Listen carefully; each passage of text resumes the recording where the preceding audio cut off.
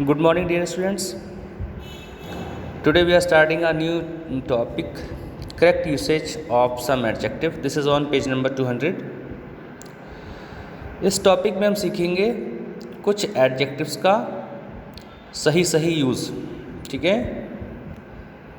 तो पहले हमारे पास दो एडजेक्टिव हैं, सम और एनी।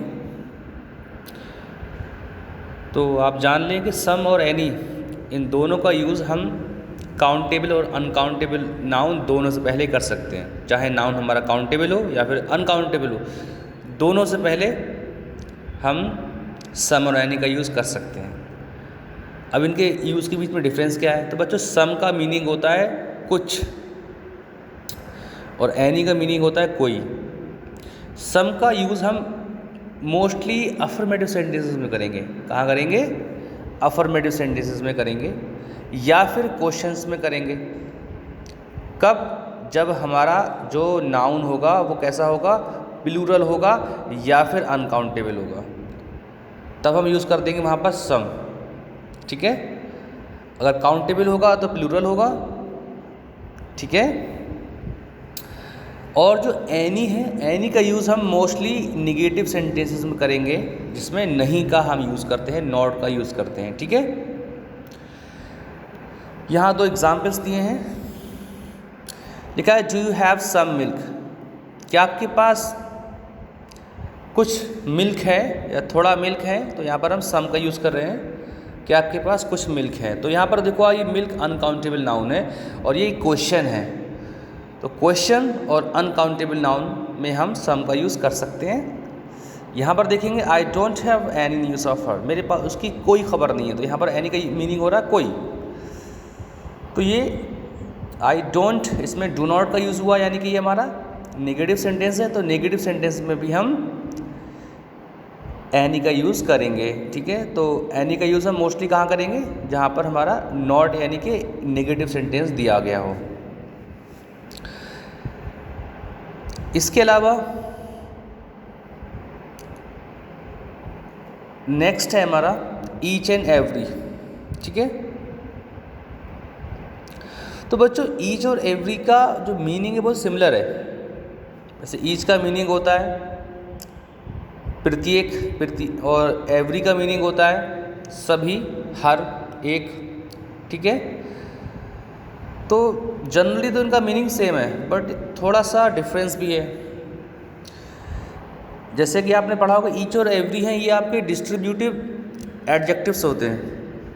क्या होते हैं ये आपके डिस्ट्रीब्यूटिव एडजेक्टिव्स होते हैं।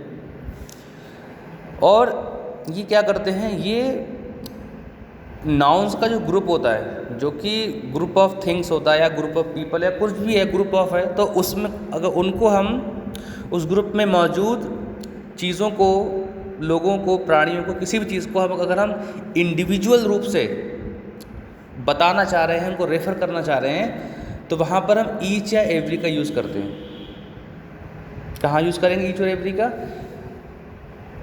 ग्रुप ऑफ थिंग्स को इंडिविजुअली रेफ़र करने के लिए हम ईच और एवरी का यूज़ करते हैं।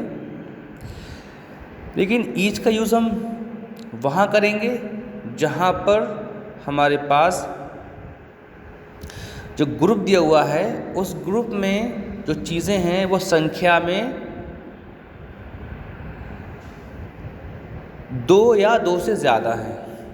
ध्यान सुने आप, जो संख्या में 2 या 2 से ज़्यादा है। एवरी जब हम बोलेंगे तो कहने को उसका मीनिंग सिमिलर है। तो एवरी बोलेंगे तो वहाँ पर जो संख्या होगी वो 3 या 3 से ज़्यादा होगी। ग्रुप में जो संख्या होगी वस्तुओं की, वो 3 या 3 से ज़्यादा होगी, वहाँ पर हम एवरी बोलेंगे। यानी कि हम एवरी का यूज़ 2 वस्तुओं के लिए नहीं कर सकते, लेकिन ईच का यूज़ हम 2 वस्तुओं के लिए कर सकते हैं। तो इनका मीनिंग सिमिलर है, ज़्यादा कोई डिफरेंस नहीं है। ठीक है, तो एवरी का जो मीनिंग होता है वो ऑल के क्लोज़र होता है, यानी कि ऑल जो होता है, ऑल में सभी। तो एवरी को हम जब बोलते हैं उसका मीनिंग सभी के बिल्कुल मिलता जुलता निकलता है। ईच जब हम बोलते हैं तो उसका मीनिंग ऑल नहीं होता है, उसका मीनिंग होता है इंडिविजुअली रूप से डिस्ट्रीब्यूट, जब हमने कर दिया नाउन्स को। ठीक है, आपको इसको एग्जाम्पल से आप समझ सकते हैं कि हम एक ही सेंटेंस में ईच और एवरी यूज़ कर रहे हैं और सेम मीनिंग होगा, कोई फ़र्क नहीं पड़ेगा इससे। लिखा कि each project in this course must be completed before the end of the semester, यानी कि सेमेस्टर के ख़त्म होने से पहले हर प्रोजेक्ट ख़त्म हो जाना चाहिए। और यहाँ पर क्या लिखा है, एवरी प्रोजेक्ट, नेक्स्ट सेंटेंस में लिखा एवरी प्रोजेक्ट, और बाकी सेंटेंस आपका सेम लिखा हुआ है। तो यहाँ पर आप देख सकते हैं, तो यहाँ पर भी इसका मीनिंग है कि हर प्रोजेक्ट मतलब समाप्त हो जाना चाहिए, हर प्रोजेक्ट समाप्त हो जाना चाहिए। तो दोनों का मीनिंग लगभग सिमिलर ही है, ठीक है, कोई डिफरेंस नहीं है, ठीक है। लेकिन कुछ जगह पे हम ईच का यूज़ नहीं कर सकते। वो कौन से ऐसे प्लेसेस हैं, अगर किसी सेंटेंस में ऑलमोस्ट या नियरली वर्ड आए तो उससे पहले हम ईच का यूज़ नहीं कर सकते, यानी कि उसके साथ हम ईच का यूज़ नहीं कर सकते। जैसे कि आप देख सकते हो ऑलमोस्ट ईच, तो यहाँ पर हम ऑलमोस्ट के बाद ईच नहीं लगा सकते, ये गलत हो जाएगा। हम बोलेंगे ऑलमोस्ट एवरी फैक्ट्री, ठीक है। यहाँ पर ऐसे यहाँ पर नियरली लिखा हो तब भी हम ईच नहीं बोलेंगे, एवरी बोलेंगे, ठीक है। इसके बाद हमारे पास नेक्स्ट जो वर्ड्स हैं वो हैं little, uh little, the little. इनके बीच में क्या फ़र्क है? पहली बात तो आप ये सुन लें कि लिटिल का मतलब होता है थोड़ा सा, तो इसका यूज़ हम वहाँ करेंगे जो नाउन हमारे काउंटेबल नहीं है, यानी कि अनकाउंटेबल नाउन से पहले हम लिटिल, आ लिटिल और द लिटिल का यूज़ करेंगे, ठीक है। बात समझ में आपके आ गई होगी। और ये क्वांटिटी ही बताएंगे, मात्रा बताएंगे किसी भी वस्तु की, ठीक है। जैसे लिखा है कि little means not much. Little का मतलब होता है बिल्कुल ज़रा सा, यानी कि इतना ज़रा सा कि जिसको हम कंसीडर ना करें, यानी कि एक तरह से ये एक ऐसा एडजेक्टिव है जिसका मीनिंग निगेटिव होता है, ठीक है। जैसे लिखा है there is a little money of left with him, उसके पास बहुत थोड़ा सा ही धन रह गया है, बचा रह गया है। तो यहाँ पर जो लिटिल वर्ड यूज़ हुआ ये कहना चाह रहा है उसके पास जितना भी धन है वो इतना सा है कि उसको हम कंसीडर ना करें, बहुत ही थोड़ा सा, ठीक है। There is little hope of him attending the party, उसके पार्टी अटेंड करने की उम्मीद ना के बराबर है, यानी कि बहुत ज़रा सी उम्मीद है। तो यहाँ पर लिटिल वर्ड यूज़ करके हम ये शो करना चाह रहे हैं कि उसके आने की उम्मीद बिल्कुल नहीं के बराबर है, ठीक है। तो लिटिल का जो यूज़ होगा वो निगेटिव सेंस क्रिएट करेगा, ठीक है।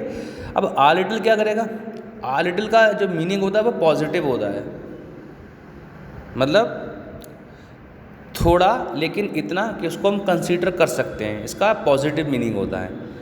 लिखा है कि there is a little hope of his recovery, यानी कि उसके ठीक होने की थोड़ी बहुत उम्मीद है, यानी कि उम्मीद है, ऐसा नहीं कि बिल्कुल उम्मीद है ही नहीं, यानी कि उम्मीद है, यानी कि यहाँ पर हमारा आ लिटिल लगाने से जो सेंस हो रहा है वो पॉजिटिव हो जा रहा है, ठीक है। ऐसी नेक्स्ट सेंटेंस है आ little knowledge is a dangerous thing, यानी कि थोड़ा सा ज्ञान, अल्प ज्ञान हानिकारक होता है। तो ज्ञान तो है लेकिन थोड़ा सा, यानी कि पॉजिटिव सेंस में है। अब द लिटिल क्या होता है, द लिटिल का मतलब होता है थोड़ा, लेकिन जितना भी वो सब सारा, मतलब लिटिल जो होगा वो ज़्यादा को रिप्रेजेंट नहीं करेगा, थोड़ी मात्रा को रिप्रेजेंट करेगा, लेकिन जितनी भी मात्रा है वो सब के सब को रिप्रेजेंट करेगा, जितनी भी मात्रा टोटल में है उस सब को रिप्रेजेंट करेगा। जैसे कि लिखा है कि आपको एग्जाम्पल ज़्यादा अच्छा समझ में आएगा। लिखा है कि the little money he has all been spent, now he hasn't got any money, उसके पास जितना थोड़ा भी धन था वो सब खर्च हो गया। तो यहाँ पर लिखा कि जितना थोड़ा भी, यानी कि थोड़ा लेकिन सब, जितना थोड़ा भी उसके पास धन था वो सब के सब क्या हुआ, ख़त्म हो गया। अब उसको बिल्कुल भी धन नहीं मिलने वाला है।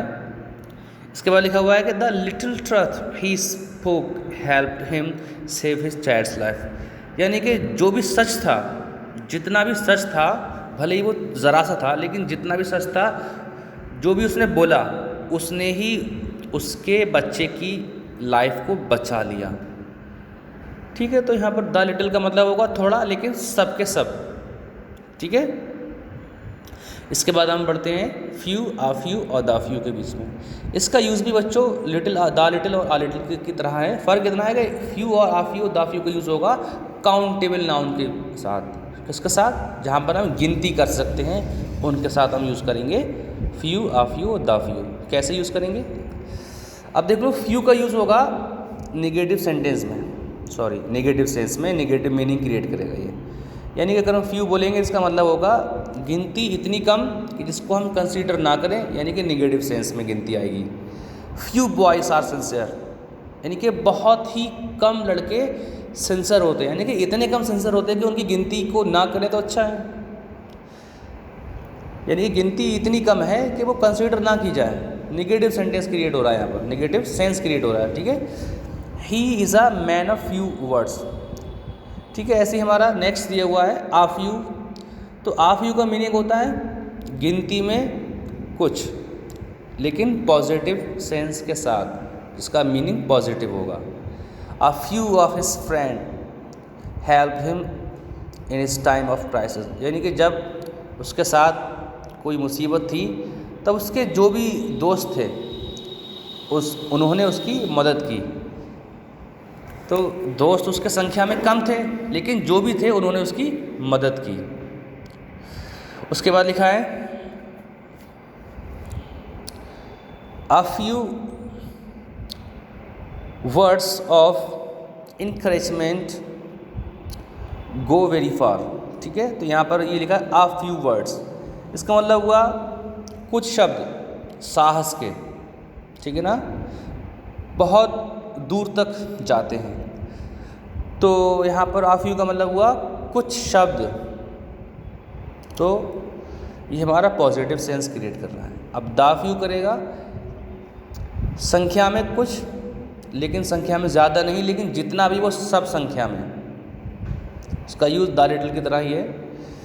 लिखा है कि the few books he red have taught him the way of life, कि उसने जो कुछ भी किताबें पढ़ी, उसने थोड़ी सी किताबें पढ़ी, उसने संख्या में किताबें कम पढ़ी, लेकिन जितने भी पढ़ी उन्होंने ही उसको ज़िंदगी जीने का सलीका तरीका सिखाया।